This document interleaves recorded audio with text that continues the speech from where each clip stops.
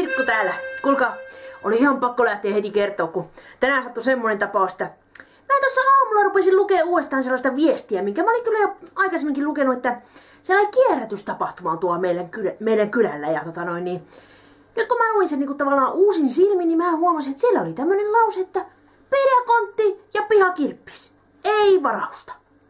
Ja mä olin ukolle, että no ei jumalaude, että nythän me lähdetään tonne. Et kun kerran kylällä tämmöstä järjestää, että me pakataan auton ja me lähdetään ukon kanssa tonne navettaan ja kauheella hengällä kerätään kaikkea tavaraa, mitä meillä nyt on sellaista ylimääräistä tavaraa siinä näin ja vaatetta ja kaikkea pientä rompetta. Ja pakataan pakettiauto täyteen ja ollaan ihan, että jes mahtavaa, että mahtaakohan meillä muuten riittää noin vaihtorahat. Et kun tuli tälleen vähän niinku yhtäkkiä ja no ei, me saatiin jonkun verran niitäkin sitten kolikoita haalittua sinne ja naurettiin vaan mennessämme, että sanotaan aina, että hinta on tasaraha. Että näin.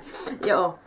Ja niin sen verran oltiin siinä huolissaan, kun tällä lailla tosiaan pikkuhiljaa, tai siis pikkusen niin viiveellä tajusin tämmöisen asian, niin että keretäänkö me sinne? Että kun se oli, että kello 12 alkaa näin ja niin me päästiin 12 vasta kotipihasta lähtien ja tästähän nyt ajelee kuitenkin sen parikymmentä minuuttia tonne kylälle, että me jää jos se ei myy mahdutakaan. Ja mä louduttelin ukkoa, että onhan siinä semmonen hiekkakenttä vierestä, kyllä sinne mahtuu, että tää oli tosiaan kirjaston pihassa tää juttuja.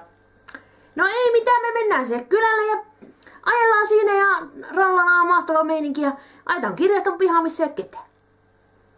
Ja me oltiin vähän, että no mitä helvettiä, että ollaanko me ihan vääränä päivänä lähdetty, että ukko mullekin siinä rupeaa vähän näpättää, että katsoinko sä nyt ihan oikein sen päivän?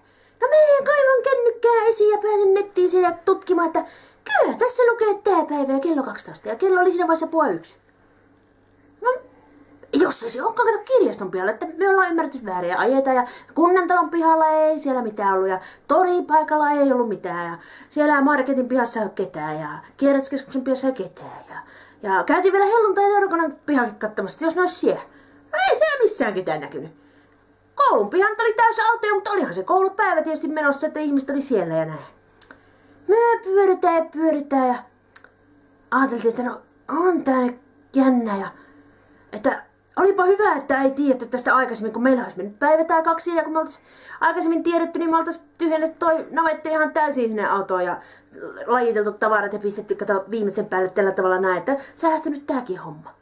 No ei mitään, me mennään sitten kuitenkin vielä sinne kirjastolle. Käydään nyt katsoa, että kun sekin oli aika hiljainen se piha, että oliko se vielä aukikaan. Ja no oli se ollut auki sitten ja oli siellä sitten tullut jo porukkaa, että yksi auto oli peräkontti siinä auki näin. Ja ei mitään, me parkataan se siihen autoon ja ruvetaan purkana pikkusen vettä sinne tiputtaa ja näin. Ja ihmiset vähän juoksee karkkoon, kun ne katsoo, että mitä touhua, että menevät sinne sisälle. Kylmä oli. Ja no ei mitään, kyllä me siinä sitten jonkun aikaa oltiin ja niin saatiin me vähän myytyäkin, että kyllä me vissiin yhdet kengät myytiin sille toiselle myyjälle siinä. Mutta tosi kiva, että tämmöisiä järjestää, että näin. Nyt on auto täys tavaraa ja mennään sitten seuraavalle kirpparipaikalle, kunhan semmonen tulee vastaan, että ei mulla muuta. Nähdään, morjens!